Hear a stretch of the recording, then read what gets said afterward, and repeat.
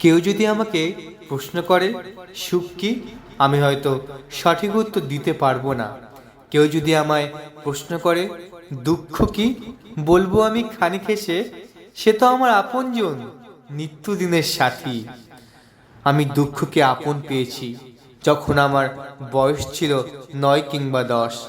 বাবাকে হারিয়েছিলাম তখন অকালে, বঞ্চিত হয়েছিলাম চিরতরে পিতার স্নেহ থেকে। আমি দুঃখকে পেয়েছি যখন অভাব অনটনে থাকতে হয়েছিল অনাহারে, তখন।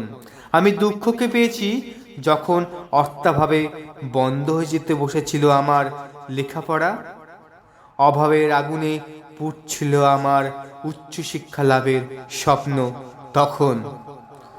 আজ যখন মন থেকে সকল দুঃখ স্মৃতি মুছে ফেলে সুন্দর জীবনে স্বপ্ন দেখছি, তখন দুঃখ স্মৃতি উকি মারে মন মাঝে, ভাঙতে চায় আমার সাজানো স্বপ্ন।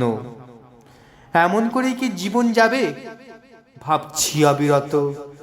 দুঃখ আর আমি সইব কত, পাবো নাকি সুখের ছোঁয়া এই জীবনে, জানবো নাকি কভু আমি সুখের মানে।